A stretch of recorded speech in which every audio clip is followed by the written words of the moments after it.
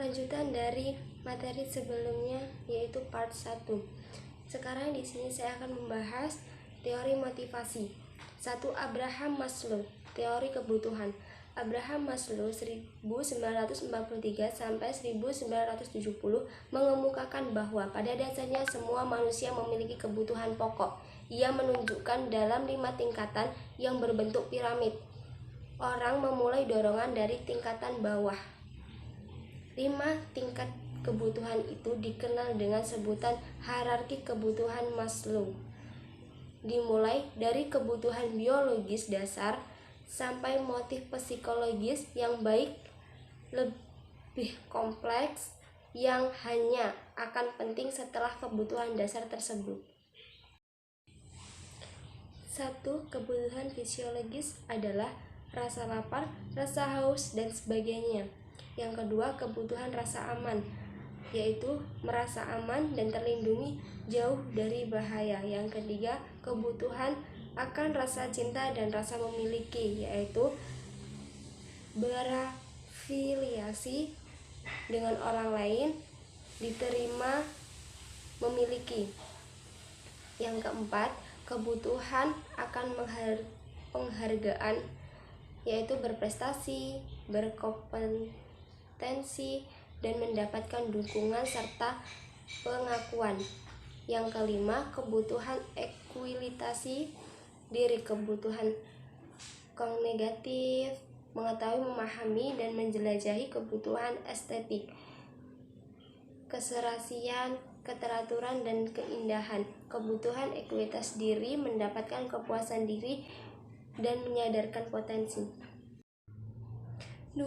Teori motivasi Hertzberg, teori 2 faktor. Menurut Hertzberg tahun 1966, ada 2 jenis faktor yang mendorong seseorang untuk berusaha mencapai kepuasan dan menjauhkan diri dari ketidakpuasan.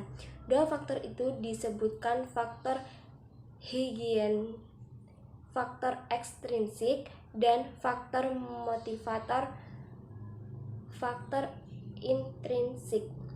1. Faktor higien memotivasi seseorang untuk keluar dari kepuasannya, termasuk di dalamnya adalah hubungan antara manusia, imbalan, kondisi, lingkungan, dan sebagainya. Faktor ekstrinsik. 2. Faktor motivator memotivasi seseorang untuk berusaha mencapai kepuasan, yang termasuk di dalamnya adalah achievement, pengakuan, kemajuan, tingkat kehidupan, dan sebagainya, adalah faktor intrinsik. 3. Teori motivasi Douglas McGregor mengemukakan 2 pandangan manusia, yaitu teori negatif dan teori positif. Menurut teori negatif, 4 penggadaian yang dipegang manajer. A. Karyawan secara inheren tertanam dalam dirinya tidak menyukai kerja. B. Karyawan tidak menyukai kerja karena mereka diawasi atau diancam dengan hukuman untuk mencapai tujuan. C. Karyawan akan menghindari tanggung jawab. D. Kebanyakan karyawan menaruh keamanan di atas semua faktor yang dikaitkan dengan kerja. Kontras dengan pandangan negatif ini mengenai kodrat manusia, ada 4 kategori positif, yaitu A. Karyawan dapat memandang kerja sama dengan sewajarnya seperti istirahat dan bermain.